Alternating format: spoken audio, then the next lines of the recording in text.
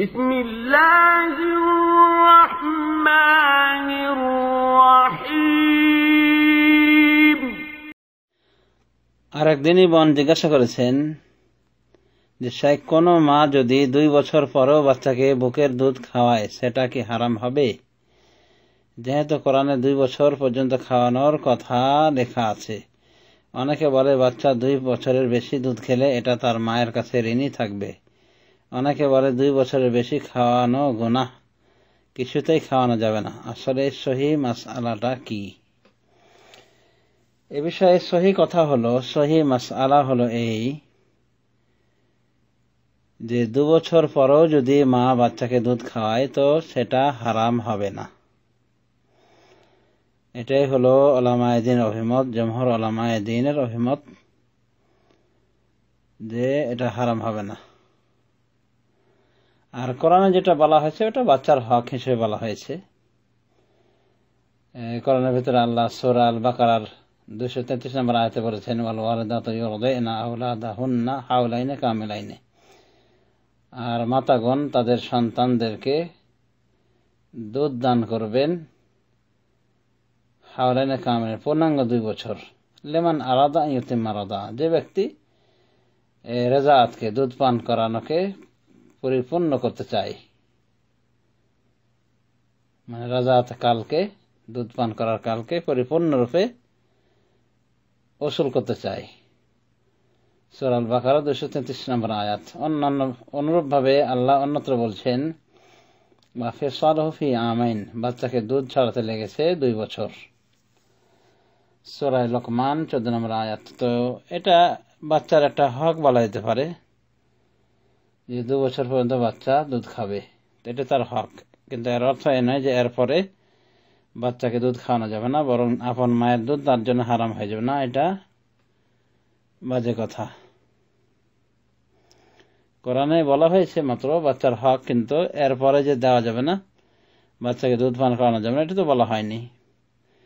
তারপরে উলামায়ে দ্বীন যেভাবে ইখতিলাফ করেছেন সেখান থেকে আমাদের বুঝতে হবে যে বাচ্চার দুধ পানের হক থাকে কিনা বা বাচ্চাকে দুধ পান করানো যায় কিনা 2 বছরের পর। যেমন জমহুর উলামায়ে দ্বীন বলছেন যে যদি অন্য কারো বাচ্চা দুধ পান করে 2 বছরের পরে, তাহলে দুধ মা সাব্যস্ত হবে না। তারা বলেন যে 2 বছরের ভিতরে দুধ পান করলে দুধ মা সাব্যস্ত হবে, এর বাইরে হবে না। পক্ষান্তরে উম্মুল মুমিনিন আয়েশা রাদিয়াল্লাহু তাআলা আনহা এবং তার সাথে আরো কিছু বিদ্বান রয়েছেন, যেমন আল্লামা ইবনে হাজম, তাদের কথা যে বয়োবৃদ্ধ অবস্থাতেও, বয়স্ক অবস্থাতেও, প্রাপ্তবয়স্ক হওয়ার পরও যদি দুধ পান করানো হয় তবুও এর মাধ্যমে দুধ মা সন্তান প্রমাণিত হবে, সাব্যস্ত হয়ে যাবে। আয়েশা রাদিয়াল্লাহু আনহা এই মর্মে সালেমের ঘটনা উল্লেখ করেন যে সালেম আবু হুযায়ফার দাস। তো যখন সংসারে উনি বড় হয়ে যান এবং আবু হুযায়ফার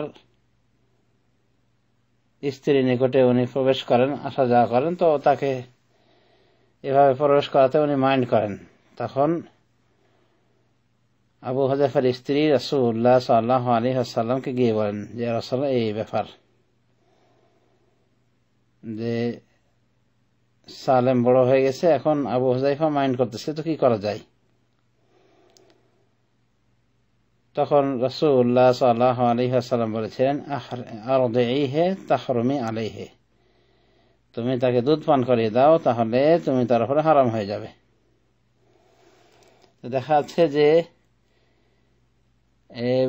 শাবাব, বয়স্ক হয়ে যাওয়ার পর, বয়সপ্রাপ্ত হওয়ার পর তাকে রাসূলুল্লাহ সাল্লাল্লাহু আলাইহি ওয়াসাল্লাম বলেছেন তার ক্ষেত্রে যে ওকে দুধ পান করিয়ে দাও, তাহলে হারাম হয়ে যাবে। তো মুসলিম শরীফে এই হাদিসকে কেন্দ্র করে মা আয়েশা তিনি ফতোয়া দিতেন, তিনি যাকে ইচ্ছা করাতেন, মানে পর্দায় প্রবেশ করানো, তার বাড়িতে তার ঘরে আসার ইচ্ছা করতেন যাকে, তাকে তিনি দুধ পান করিয়ে দিতেন।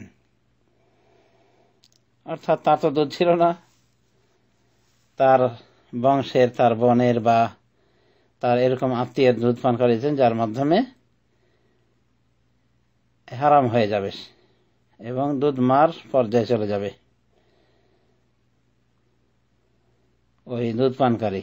তো এভাবে উনি ব্যবস্থা করতেন। তার মানে তার নিকটে বয়সপ্রাপ্ত হওয়ার পরও দুধের প্রতিক্রিয়া আছে বলে মনে করতেন।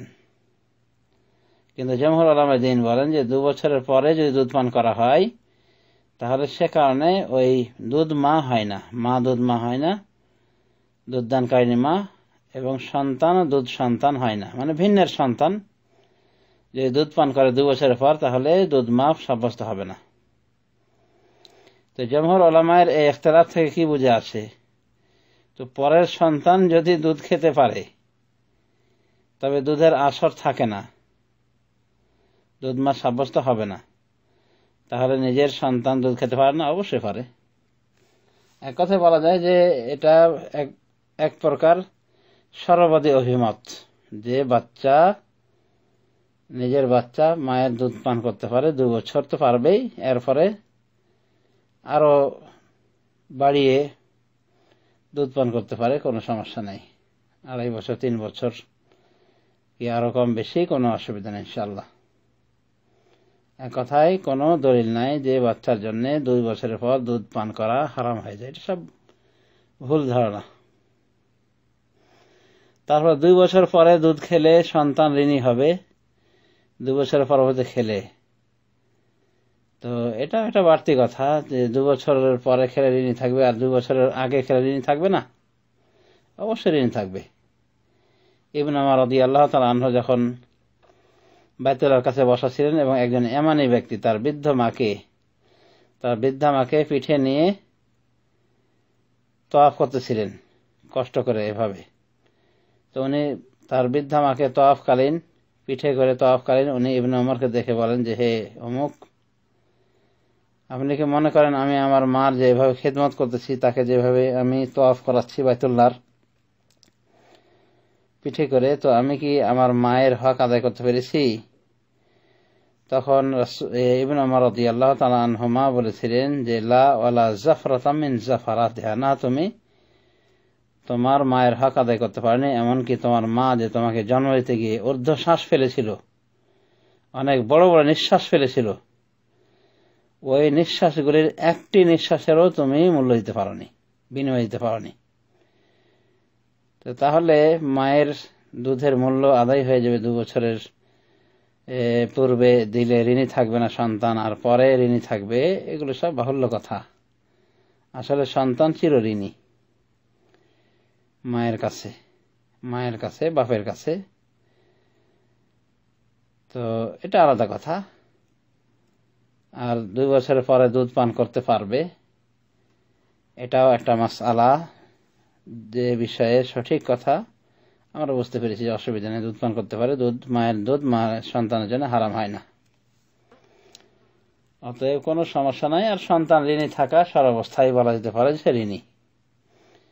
পরোক্ত সাহাবীর ফতোয়া থেকে জানতে পারলাম। এটি ইমাম বুখারী রাহমাতুল্লাহ আলাইহির সহিহুল আদাব আল মুফরাদ গ্রন্থে এসেছে ইবনে ওমরের এই ঘটনাটি, যে উনি ওই ইয়ামানিকে বলেছিলেন যে তুমি তো তোমার মার হক আদায় করতে পারোনি, তার বিনিময় দিতে পারোনি এভাবে কষ্ট করেও, এমনকি তোমার মা যে ঊর্ধ্ব শ্বাস ফেলেছিল তোমাকে জন্ম দিতে গিয়ে, সে ঊর্ধ্ব শ্বাসগুলির একটা শ্বাসেরও মূল্য তুমি দিতে পারোনি।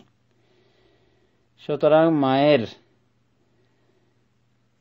মূল্য, মায়ের মর্যাদা, মায়ের ঋণ পরিশোধ করা এক প্রকার অসম্ভব সন্তান দ্বারা।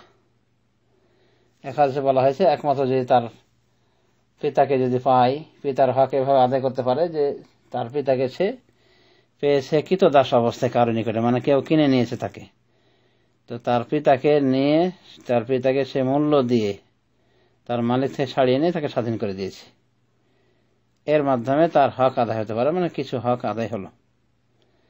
তো যা হোক, মাতা পিতার হক অনেক অপরিসীম, এটা খেয়াল করতে হবে সন্তানকে। আর প্রফুল্ল চিত্তে তাদের খেদমত করতে হবে ইনশাআল্লাহ। আল্লাহ রাব্বুল আলামিন এতেই অনেক বিনিময় দিবেন। ইবনে ওমরও বলেছিলেন যে আল্লাহ তোমাকে এই অল্প কর্মের বিনিময়ে অনেক বিনিময় দিবেন ইনশাআল্লাহ। তো এটাই হবে সন্তানের কর্তব্য যে পিতামাতার খেদমত করবে। আর তাদের ঋণ অপরিশোধ্য ঋণ বলা যেতে পারে। আল্লাহ রাব্বুল আলামিন আমাদের সবাইকে পিতামাতার খেদমত করার তৌফিক দান করুন, বা পিতামাতার যে কোনো একজন বেঁচে থাকলে তাদের খেদমত করে জান্নাত লাভে ধন্য করুন। আমিন। সাল্লাল্লাহু আলা নবিয়িনা মুহাম্মদ ওয়া আলা আলিহি ওয়া সাহবিহি আজমাইন।